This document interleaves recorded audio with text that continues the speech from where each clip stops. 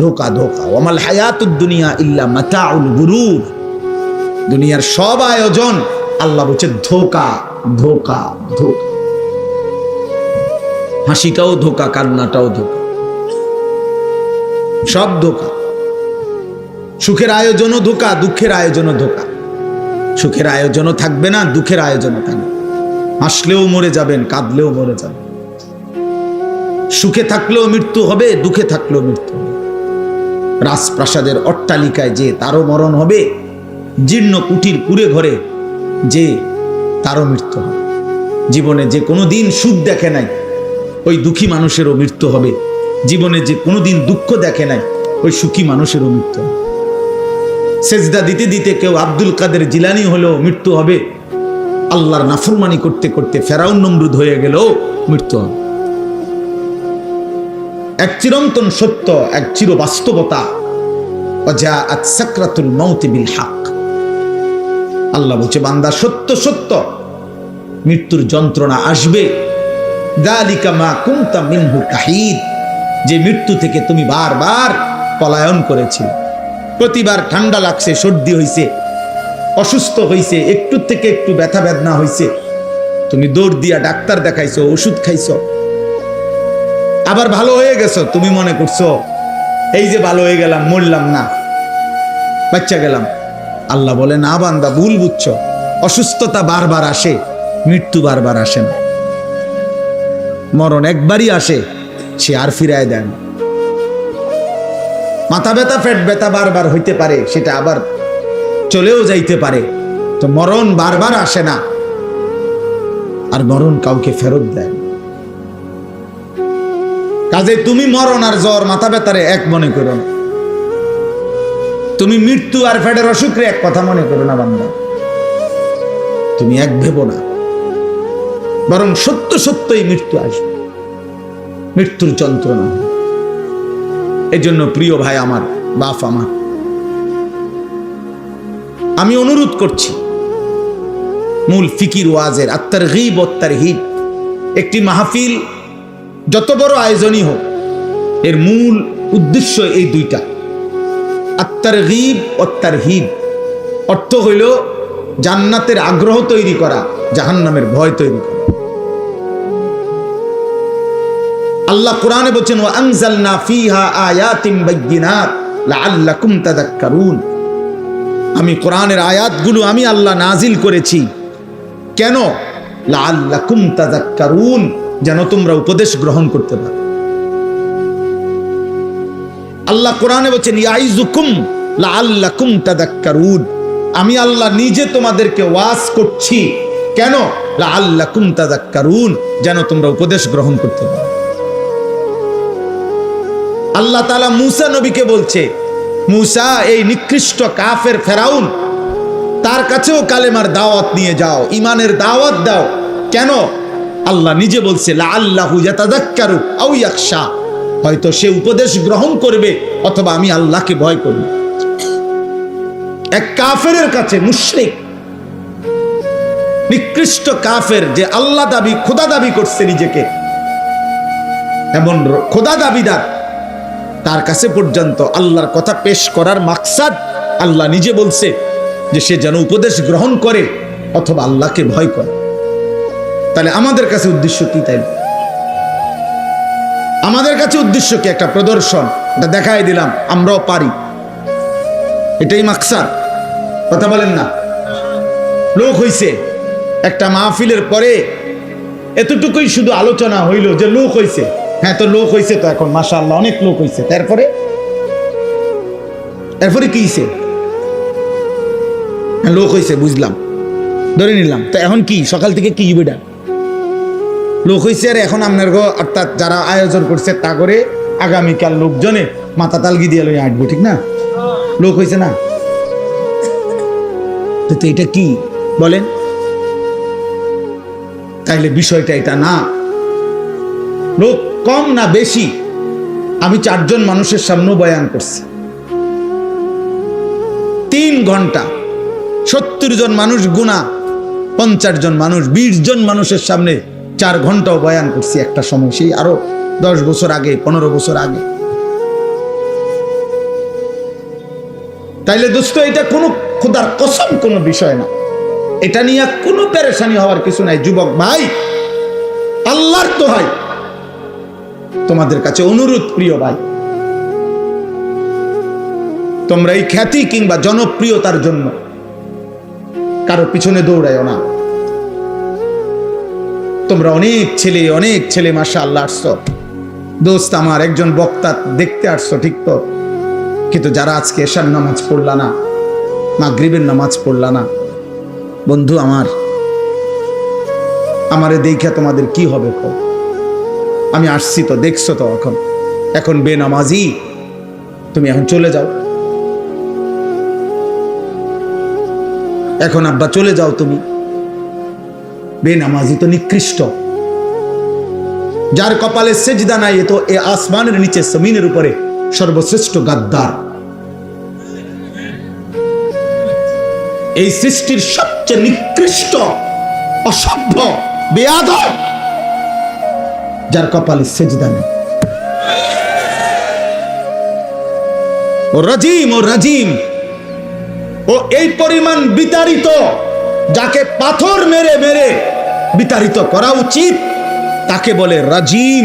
এজন্য যেদিন সেজদা দেয় নাই সেদিন আল্লাহ বলছে, ইবলিস ফাখরুজ ফাইন্নাকা রাজিম, বের হবে ইমান, ফাইন্নাকা রাজিম। আল্লাহ বলছে, ইবলিস আজকের থেকে তুমি অভিশপ্ত, আজকে তুমি মাতরুদ, বিতাড়িত। আর আরবিতে রাজিম বলা হয় ওই ব্যক্তিকে যাকে মূলত পাথর মেরে মেরে তাড়ায় দেওয়া উচিত। রজম। এই জন্য বিবাহিত পুরুষ এবং বিবাহিত মহিলা যদি জিনা করে, ইসলামী শরীয়তের শাস্তি হলো রজম, মানে পাথর মেরে মেরে হত্যা করা। এই শয়তানের জন্য আল্লাহ এই শব্দ ব্যবহার করছে, রাজিম। আউযু বিল্লাহি মিনাশ শাইতানির রাজিম। আর এটা আল্লাহ ওই দিন বলছে যেদিন সেজদা দেয় না। খোদার কসম, এটা কোরআন শরীফের আয়াত। এই জন্য বেনামাজি যাদের কপালে সেজদা নাই, তুমি এই সমাজের এতটা ঘৃণিত ব্যক্তি যে তোমারে পাথর মারতে মারতে তাড়ায় দেওয়া উচিত।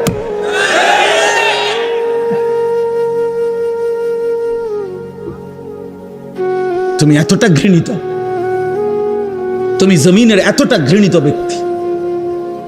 ওয়া ইন্না আলাইকা লা'নাতা ইলা ইয়াউমিদ্দিন। আল্লাহ বলছে, ইবলিস আজকের থেকে নিয়ে কিয়ামত পর্যন্ত তোর উপরে আমি আল্লাহর লানত। এই যেদিন সেজদা দেয় নাই সেদিন বলছে। প্রিয় ভাই মাওলানা গাজী ইয়াকুব উসমানী বলছে, দোস্ত ফজরের নামাজ পড়তে, আলহামদুলিল্লাহ সারা বাংলাদেশে আমরা এই মেহনত করি, ফজর ক্যাম্পেইন, ফজরের প্রচারণা। রাসূলুল্লাহ সাল্লাল্লাহু আলাইহি সাল্লাম বলছে, ফজরের নামাজ যে পড়ে না, নবী একাধিকবার বলছে, রাসূলুল্লাহ সাল্লাল্লাহু আলাইহি সাল্লামের একেবারে বুখারীর হাদিস, মুসলিম শরীফের হাদিস, সর্বাধিক বিশুদ্ধ কিতাবের হাদিস, নবীজি বলছেন, ফজরের নামাজ যে পড়ে না সে মুনাফিক, মুনাফিক, মুনাফিক, মুনাফিক, মুনাফিক। আর নবী যদি বলে তোমারে মুনাফিক, এবার হাসরের ময়দানে সুপারিশ তোমার কোন আব্বাই করবে তুমি ঠিক করে নাও। যিনি সুপারিশ করবে তিনি তো বলছে তোমারে মুনাফিক, আর তিনি মুনাফিকের জন্য সুপারিশ করবে না। এবার তোমার কোন আব্বাই তোমার জন্য সুপারিশ করবে, তুমি তোমার বাপের লগে কথা কইয়া রাখো, তুমি কথা বলে রাখো। হাউজে কাউসার তোমার কোন আব্বাই দিব, তোমার ওই আব্বার লগে তুমি কথা বলে রাখো। এজন্য নওজোয়ান, নিজের উপরে রহম করো, নিজের উপরে দয়া করো। গোটা পৃথিবী ভুলে গেলেও নিজেকে ভুলো না। সব ভুলে গেলে ভুলে গেলা, কিন্তু কমপক্ষে নিজের উপরে দয়া করো। আব্বা, কমপক্ষে নিজের উপরে দয়া করো। আমি অনুরোধ করলাম, আমি অনুরোধ করলাম, আমি অনুরোধ করছি,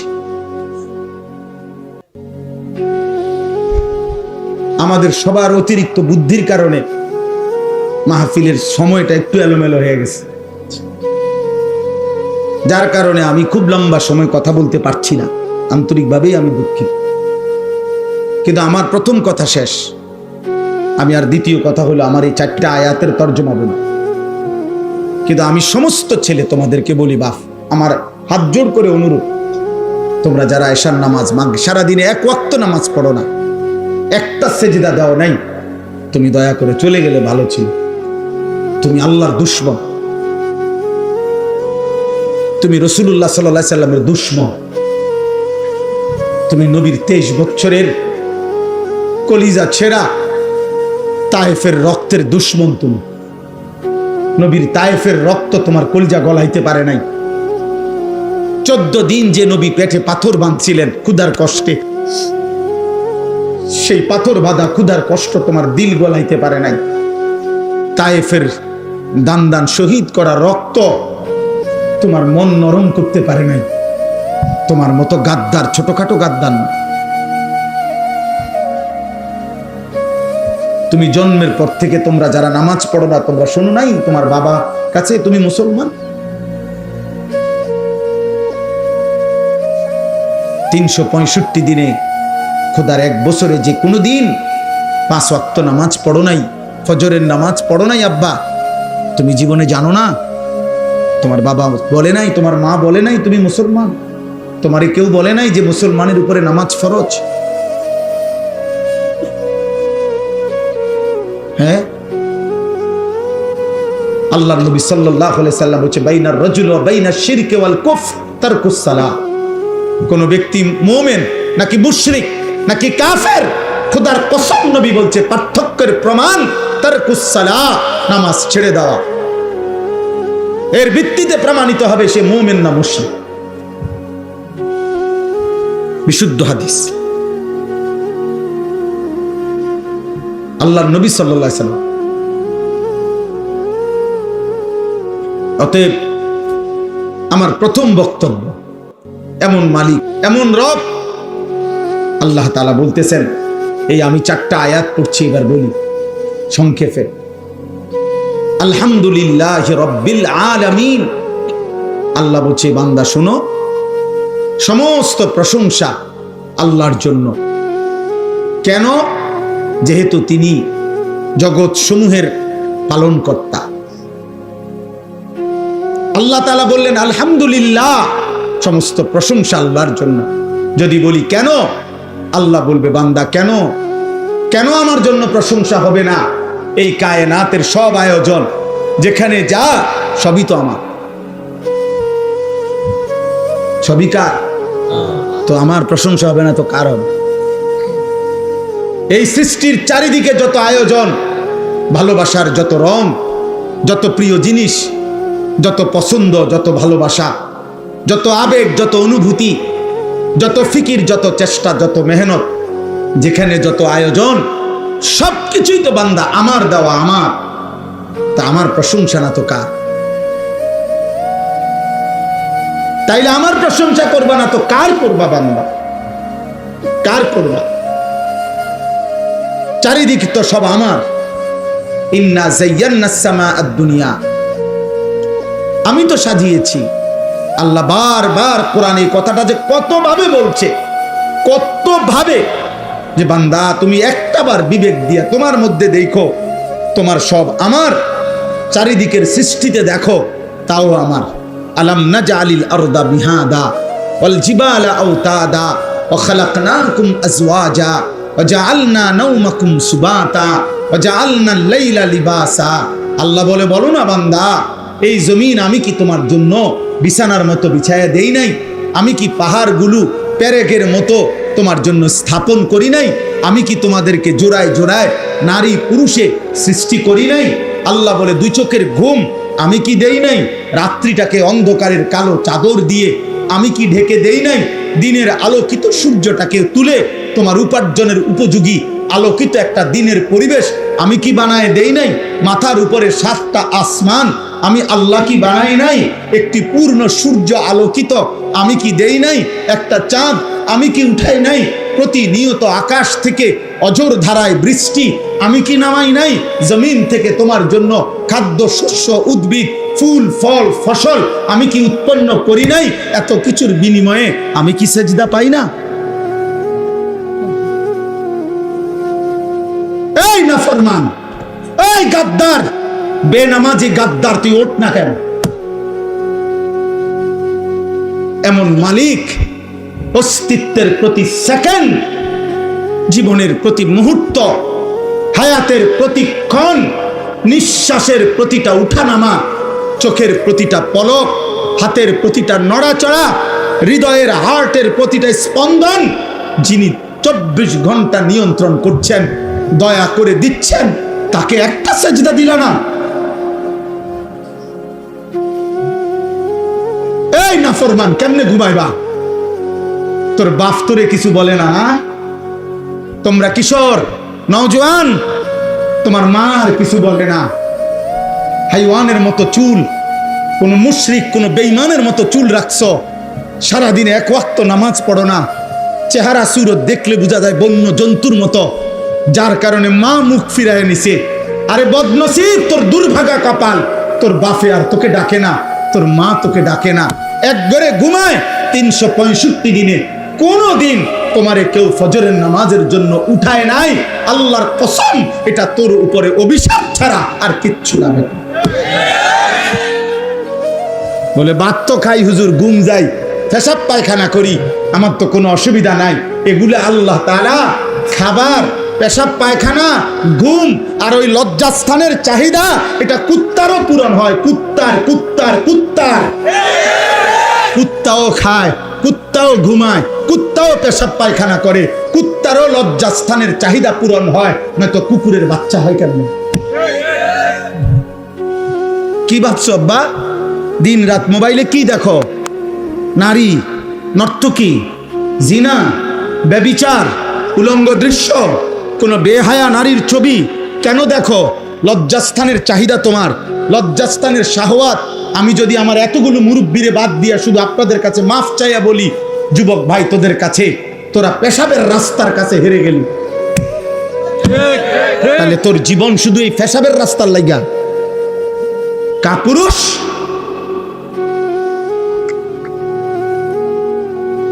আর একটা মানুষের সৃষ্টি, এই মাথা, এই চোখ, এই চুল, এই চেহারা, এই হাত, এই নাক, এই দিল, এই দিমাগ, এই আসমান ও জমিন, এত কিছু দিয়ে আল্লাহ তাআলা সাজিয়েছেন শুধুমাত্র এই যৌন চাহিদার জন্য, এক নারীর জন্য। প্রিয় বাপ, তুমি কি করছো? বলো না নওজোয়ান, বলো কি করছো বাপ? তোমরা কি করছো? কি শুরু করছো তোমরা? সুখ মিলবে না বাপ, খোদার কসম, গুনাহ সুখ দিবে না। লাহুম আযাবুন আলীমুন ফিদ দুনিয়া ওয়াল আখিরাহ। কোরআন শরীফের সূরা নূরে 18 নম্বর পারায় স্পষ্ট আছে, আল্লাহ বলে যে সমাজ মুমিনদের, যাদের দ্বারা অশ্লীলতা, বেহায়াপনা, ফাহিশা, নারী পুরুষের অবাধ মেলামেশা, জিনা ব্যভিচারের অবাধ পরিবেশ, চরিত্রহীনতার অবাধ পরিবেশ চালু হয়, খোদার কসম আল্লাহ বলছে আমি তাদেরকে দুনিয়াতেও কঠিন আযাব দেব, আখিরাতেও কঠিন আযাব দেব। লাহুম আযাবুন আলীমুন ফিদ দুনিয়া ওয়াল আখিরাহ। ফিদ দুনিয়া, ফিদ দুনিয়া মানে দুনিয়া, দুনিয়া যে দুনিয়া এটা বুঝেননি? দুনিয়া শব্দের অর্থ দুনিয়া কদ্দুর বুঝছেননি? অতএব আমার দাদার বয়সীরা, ওরা হয়তো তোমার আগে কবরে চলে যাবে, তোমার বাবার বয়সী কবরে চলে যাবে, কিন্তু তোমরা 14, 16, 18, 20, 22 বছরের ছেলে, যে পরিমাণ তোমরা যা করছো, তোমাদের আগামী ভবিষ্যৎ তোমরা মুসিবতে ফেলে দিবে। যদি কোনো দিন দেখো তোমার বোনও চরিত্রহীন, তোমার মেয়েও চরিত্রহীন, তোমার স্ত্রীও চরিত্রহীন, তখন বাঁচবা কেমনে বাপ? পরের নারীর কাছ থেকে, পরের মেয়ের কাছ থেকে তুমি যা চাও, তোমার মেয়ের কাছ থেকে যদি ভবিষ্যতে অন্য কেউ এটা চায়, ওই ঘরের বোন থেকে তুমি যা চাচ্ছ হারাম সম্পর্কের মাধ্যমে, তোমার আপন বোন থেকে যদি সেটা কেউ চায়,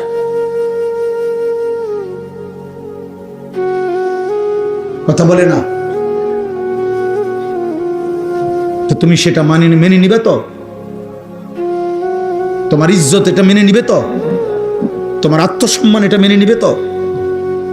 আল্লাহ নবী সাল্লাল্লাহু আলাইহি সাল্লাম এক যুবককে এই কথাটাই বলছে, নবীজির হাদিস। ওই যুবক জিনা করতে চেয়েছিল, নবীজির কাছে অনুমতি চাইছিল।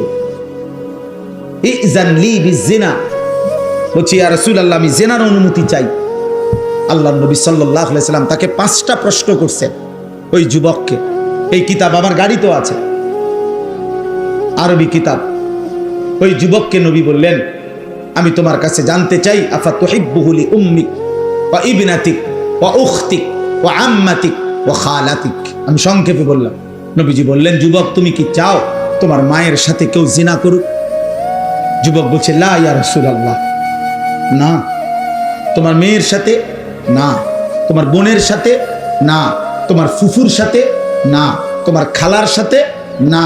আল্লাহ নবী বললেন, ওয়ালান নাসু লা ইউহিব্বুনাহু লিউম্মাহাতিহিম ওয়া বানাতিহিম ওয়া আখাওয়াতিহিম ওয়া আম্মাতিহিম ওয়া খালাতিহিম। তাহলে যুবক মনে রেখো, কোনো মানুষও চায় না তার মায়ের সাথে কেউ জিনা করুক, তার মেয়ের সাথে কেউ জিনা করুক, তার বোনের সাথে কেউ জিনা করুক, তার ফুফুর সাথে কেউ জিনা করুক, তার খালার সাথে জিনা করুক। তুমি যা চাও না অন্যরাও তা চায় না, তাহলে তুমি কিভাবে করবা? ওই যুবক তখন চোখের পানি ফেলে বলছে, ইয়া রাসূলুল্লাহ আমি কসম করে তওবা করলাম, এমন নাফরমানি আমি আর কোনোদিন করব না। আল্লাহর নবী তখন কাছে টেনে তার বুকে হাত দিয়া ওই যুবকের জন্য নবী 3টা দোয়া করছে। আজকে কিশোর যুবক, তোমরাও যদি কেউ নিয়ত করো যে হারাম ছবি, হারাম নারী, হারাম দৃশ্য, হারাম বিবাহ বহির্ভূত কোনো মেয়ের সাথে কোনো সম্পর্ক করবা না, অশ্লীলতার বেহায়াপনা করবা না, তো আমি ইনশাআল্লাহ এই দোয়া তোমাদের জন্য করব। 30 বছরের নিচে, 30 বছরের নিচে যাদের বয়স, তোমরা হাত তোলো। দেখেন কি পরিমাণ।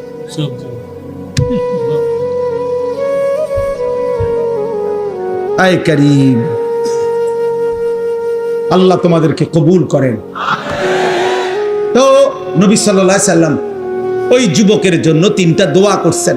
আল্লাহুম্মা গফির যামবাহু, আল্লাহ এই যুবকের গুনাহ মাফ করে দেন, আল্লাহ আমার এই নওজওয়ানদের গুনাহ মাফ করে দেন। ওয়াতাহির কলবাহু, নবীজি ওই যুবকের জন্য দোয়া করছেন, আল্লাহ আপনি তার দিল পবিত্র করে দেন। আয় করিম, আপনি আমার এই সন্তানদের দিলও পবিত্র করে দেন। ওয়া হাসিন ফারজাহু, নবী 3য় দোয়া করছেন, আল্লাহ এই যুবকের লজ্জাস্থানকেও পবিত্র করে দেন। আমি যে যুবক দোয়া করি, আল্লাহ আমার এই নওজওয়ানদের লজ্জাস্থানকেও পবিত্র রাখেন। আল্লাহ কবুল করেন। আমার ভাই আলহামদুলিল্লাহ, আল্লাহ বলছেন, বান্দা প্রশংসা আমার। চারিদিকের যে কোনো আয়োজন, তুমি যেখানেই তাকাবা আমার কথা যেন তোমার মনে পড়ে যে আমার রব দিয়েছে। जिधर देखता हो तू ही तो, হাজার মে সাজার মে তেরে রঙ্গ বু হে। গাছে দেখো, পাথরে দেখো, যেদিকেই দেখো, আউলিয়া কেরাম বুজুর্গানে দিন বলতেন, আল্লাহ আপনারই রং দেখি, আপনারই গ্রাম শুনি, আপনারই কুদরত দেখি। মাওলা সব কার? আল্লাহ, সব আল্লাহ। আলহামদুলিল্লাহ রব্বিল আলামিন। আল্লাহ বলেন, আমি শুধু সৃষ্টিকর্তা না, আমি রব। আল্লাহ শুধু সৃষ্টিকর্তা না, রব। রব রব মানে কি? পালন কর্তা। পালন কর্তা মানে কি? তাফসীরের মধ্যে আছে, তাবলীগুশ শাইই ইলা কামালিহি শাইআন ফাশাইআন। অর্থ হলো কোন জিনিস অনস্তিত্ব থেকে অস্তিত্বে এনে, অস্তিত্বের প্রথম মুহূর্ত থেকে পূর্ণতার শেষ সেকেন্ড পর্যন্ত যিনি ওই সৃষ্টির যাবতীয় 24 ঘন্টা প্রতি মুহূর্তে যখন যা যতটুকু প্রয়োজন, সে বলুক বা না বলুক, চাক বা না চাক, জানুক বা না জানুক, দিতে থাকেন, তিনি হইল রব। এখন আমরা এই পৃথিবীতে একসময় ছিলাম না, আমাদেরকে এই পৃথিবীর অস্তিত্বে, এই সৃষ্টির জগতে এনেছেন কে? এরপরে মায়ের পেট থেকে যখন আমরা বের হলাম, এরপরে আল্লাহ তাআলা আমাদের লালন পালনের দায়িত্ব নিছেন কোন বছর থেকে? 4 বছর থেকে, 2 বছর বয়স থেকে। কখন থেকে? অস্তিত্বের প্রথম মুহূর্ত থেকে। অস্তিত্বের কোন দিন থেকে? প্রথম মুহূর্ত থেকে।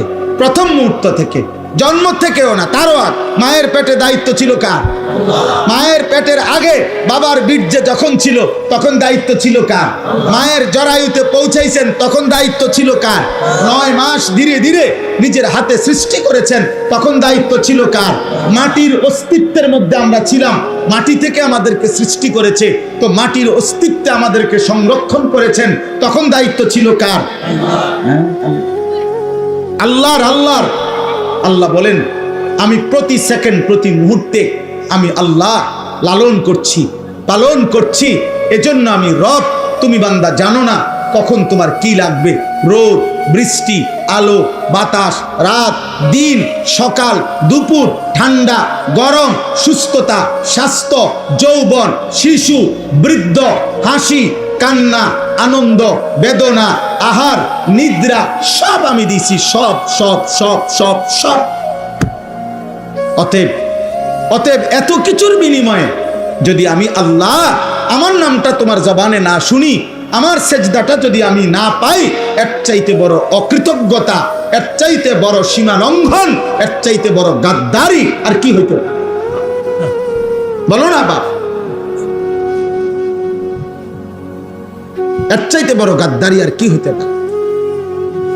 অতএব দয়া করে আমি এই প্রথম অনুরোধ করলাম, আমাদের প্রত্যেকের জবানে কৃতজ্ঞতার এই 2 জিনিস। 1 নাম্বার হলো জবানে আলহামদুলিল্লাহ, আর 2 নাম্বার সারা দেহে সেজদা মানে নামাজ। এটা কৃতজ্ঞতার সর্বশ্রেষ্ঠ মাধ্যম।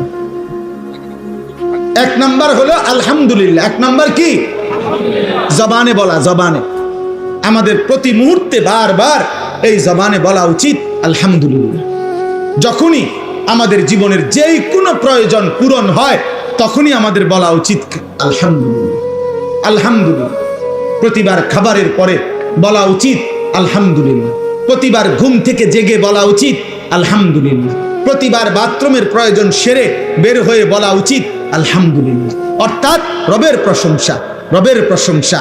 আল্লাহ আপনি দিছেন, আপনি দিছেন, আপনি দিছেন, আপনার শুকর, আপনার শুকর, আপনার শুকর। এজন্য দোস্ত, প্রত্যেকটা বাবা ছেলে সবার কাছে অনুরোধ, ভাইয়া আমরা আল্লাহ তাআলার প্রশংসার এই বাক্য বেশি বেশি বলার চেষ্টা করবো ইনশাআল্লাহ। সবাই আমরা বলি আলহামদুলিল্লাহ। আবার বলেন আলহামদুলিল্লাহ। আবার বলেন আলহামদুলিল্লাহ। সবাই কেমন আছেন? শরীর স্বাস্থ্য কেমন? ঘর পরিবার কেমন? আয় রোজগার কেমন? বাবা মা কেমন? ভাই বোন কেমন? জীবন চলছে কেমন? রাত কাটে কেমন? দিন কাটে কেমন? আলহামদুলিল্লাহ। আল্লাহর প্রশংসা, আল্লাহর প্রশংসা। এবার আল্লাহ বলেন আর রহমানির রহিম। আল্লাহ তাআলা বলছেন, বান্দা এই যে গোটা জগৎ, এই বিশাল কায়নাত আমি যে পরিচালনা করি, তোমাদের সকলকে আমি লালন পালন করি, এটা কারো পক্ষ থেকে আমার উপরে কোনো দায়িত্ব না, কারো পক্ষ থেকে আমার উপরে কোনো চাপ না। কেউ আমারে বাধ্য করে নাই, আমারে কেউ দায়িত্ব দেয় নাই, কেউ আমারে জবরদস্তি করার মতো অধিকার নাই। আর রহমানির রহিম, আমি ভীষণ দয়ালু, আমি সীমাহীন দয়াবান, আমি অপরিসীম করুণাময়। আমার দয়ায়, আমার মায়ায়, আমার রহমতের দরিয়া থেকে আমি তোমাদেরকে লালন করছি। এবার 3 নম্বরে আল্লাহ তাআলা বললেন, বান্দা এই কথাটা গুরুত্বপূর্ণ। আল্লাহ বলতেছে, বান্দা আমার ভীষণ দয়া তুমি দেখছো কি, যে আমি ডাকলেও খাওয়াই, না ডাকলেও খাওয়াই, সেজদা দিলেও খাওয়াই, সেজদা না দিলেও খাওয়াই, ঈমান আনলেও খাওয়াই, ঈমান না আনলেও খাওয়াই, মুমিন, মুশরিক, মুরতাদ, কাফের, হ্যাঁ সমস্ত মানুষ, পশু, জন্তু, জানোয়ার সকলকে আমি আল্লাহ লালন পালন করছি। এটা আমার রহমতের কারণে, এটা আমার রহমতের কারণে। তবে মনে রেখো বান্দা, এইটা মনে কইরা তুমি ভাইবো না যে আমি আর কিছুই বলবো না, বরং যেমনে মন চায় খাইবা, ঘুমাইবা, দুনিয়া ভোগ করবা, রং তামাশা করবা, মনের চাহিদা মতো চলবা, আমি কোনো কিছুর হিসাব নেব না। না না, মালিকি ইয়াউমিদ্দিন, আজ দুনিয়ায় আমি রহমতের কারণে যা দিলাম, অচিরেই আখিরাতের দিন আমি তার হিসাব নেব।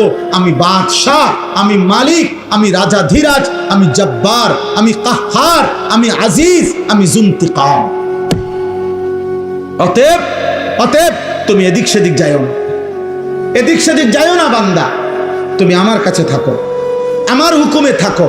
আজ দুনিয়ায় রহমতের কারণে আমি যা দিলাম, আগামী দিনে আখেরাতে আমি তা হিসাব নেব। এজন্য বন্ধু, একটা নিঃশ্বাস, এক ঢোক পানি, এক লোকমা খাবার, চোখের একটা পলক, খেজুরের একটা দানা, খাবারের একটা অংশ, একটা বুট, একটা সামান্য কিছু জাররা, আল্লাহ তার হিসাব নেবেন, তার হিসাব নেবেন। নবীজি সাল্লাল্লাহু আলাইহি সাল্লাম একদিন হযরত উমরকে 3 দিন ক্ষুধার্ত থাকার পরে উমর রাদিয়াল্লাহু তাআলা আনহু 2টা খেজুর আর এক ঢোক পানি পান করছেন। নবীজি বললেন, ওয়াল্লাহি লা তুসআলু আন হাযান নাঈম। ওমর, আল্লাহর কসম, এই নিয়ামত, এই 2টা খেজুর আর এক ঢোক পানি, এটাও কিয়ামতের দিন তুমি আল্লাহর কাছে জবাবদিহি করতে হবে। আল্লাহর এই নিয়ামতের কি শুকর আদায় করবে? অতএব মালিক ইয়াউমিদ্দিন। অতএব বন্ধু, আজ আল্লাহ তোমাদের অনেক যুবক, তোমরা ভাবছো কেউ কিছু বলে না, কেউ বাধা দেয় না, আমার মন মতো খাই, ঘুমাই, গুনাহ করছি, নাফরমানি করছি, গান বাজাই, বাদ্য বাজাই, নারী দেখি, ছবি দেখি, মোটর সাইকেলে ঘুরি, অসৎ বন্ধুদের আড্ডায় পড়ে থাকি সারাদিন। তুমি মনে করছো কেউ তোমারে কিছু বলে না? না আব্বা, হাত জোড় করে বলি, ওই রব ছাড়বে না। মা ছেড়ে দিছে, বাবা ছেড়ে দিছে, এই সমাজ ছেড়ে দিছে, এই দেশ ছেড়ে দিতে পারে, কিন্তু ওই আসমানওয়ালা মালিক বলছে আমি ছাড়বো না বান্দা, আমার একটা একটা জাররা জাররা নিঃশ্বাসের হিসাবও আমি নেব। অতএব সর্বশেষ কথা হলো ইয়াকা না'বুদু ওয়া ইয়াকা নাস্তাঈন। আল্লাহ তাআলা বলছে, অতএব বান্দা যদি বুঝে থাকো আজ দুনিয়া আমি দিলাম, আগামী দিনে এই দুনিয়ার হিসাব আমি আখিরাতে নেব। অতএব 2 কথার দ্বারা তোমার দিল থেকে এবার তোমার বলা উচিত ইয়াকা না'বুদু, যে আল্লাহ, অতএব যেহেতু আপনি দিছেন সব, আবার আপনি হিসাবও নিবেন সব, কাজেই অন্যদিকে ঘুরে ফিরা লাভ নাই। আমি স্বীকৃতি দিলাম আমি আপনার গোলামি করব। কার গোলামি? আল্লাহর ইবাদত। তবে ওয়া ইয়াকা নাস্তাঈন, আল্লাহ আপনার হুকুম মানব, আপনার গোলামি করব। তবে একটা আবদার শুধু, মাওলা আমি একটু সাহায্য প্রার্থনা করি আপনার কাছে, আমি দুর্বল মানুষ, আমারে আপনি সাহায্য করেন, আমারে আল্লাহ আপনি তৌফিক দিয়েন, আমি যেন সেজদা দিতে পারি, আমি যেন গোলামি করতে পারি, আমি যেন গুনাহ ছাড়তে পারি, আমি যেন হালাল পথে চলতে পারি, আমি যেন হারাম বর্জন করতে পারি। এই গুনাহে ভরা দুনিয়াতে আমি আপনার রাজি মর্জির উপরে যেন চলতে পারি, আপনার আমারে সাহায্য করবেন। খোদার কসম, হাদিসে আছে, আল্লাহ নবী বলছেন, আল্লাহ তাআলা বলেন, যদি কোনো বান্দা দিল থেকে এই সূরা ফাতিহার এই দোয়া করতে পারে, চাইতে পারে, তো আল্লাহর ওয়াদা আছে, ওয়ালি আবদি মা সাআলা, আল্লাহ ওয়াদা দিছে আমার বান্দা সূরা ফাতিহার মাধ্যমে যা চাচ্ছে আমি আমার বান্দাকে তাই দিয়ে দেব, তাই দেব। তুমি যদি বাস্তবিকে আমার সাহায্য চাও, তো ইবাদতের জন্য, নামাজের জন্য, সেজদার জন্য, বন্দেগীর জন্য, গুনাহ ছাড়বার জন্য, হালাল রোজগারের জন্য আমি তোমারে সাহায্য করব বান্দা। তুমি বলো তুমি দিল থেকে চাও কিনা, বাস্তবিকে চাও কিনা। বাস্তবিক অর্থে চাইলে, কলব থেকে চাইলে, ইখলাসের সাথে চাইলে আমি আল্লাহ তোমাকে তৌফিক দিয়েই দেব, দিয়েই দেব, দিয়েই দেব। অতএব কিশোর ভাই, যুবক ভাই, শেষ কথা আমার, দোস্ত আমার, বন্ধু আমার, নওজোয়ান সাথী আমার, নষ্ট হইও না বাপ, নষ্ট হইও না। এই পৃথিবী তোমারে মনে রাখবে না রে আব্বা। গুনার পরে আমি শেষ কথা বলি, পাপীকে কোনোদিন মানুষ মানুষ নামে ডাকে না, পাপের নামে ডাকে, পাপের নাম। যে সুদখোর তারে আর মানুষ মানুষ নামে ডাকে না, সুদখোর নামে ডাকে, সুদখোর। মানুষ বলে ঘুষখোরকে মানুষ আর মানুষ বলে না, বলে ঘুষখোর। মদখোরকে মানুষ আর মানুষ বলে না, বলে মদখোর, নেশাখোর, গাঁজাখোর, ফুট্টাখোর, বাবাখোর, ডাইলখোর, ইয়াবাখোর, হারামখোর। এজন্য জুয়ারিকে মানুষ আর মানুষ বলে না, জুয়ারি বলে। জিনাকার ব্যভিচারীকে মানুষ আর মানুষ বলে না, ব্যভিচারী বলে, জিনাকার বলে, লম্পট বলে, চরিত্রহীন বলে। এজন্য পৃথিবীতে একবার যদি কলঙ্কের দাগ লাগা যায়, মানুষ যদি একবার বলে ফেলে তুমি সুদখোর অথবা হারামখোর, তো এই নাম মুছা বড় কঠিন হবে।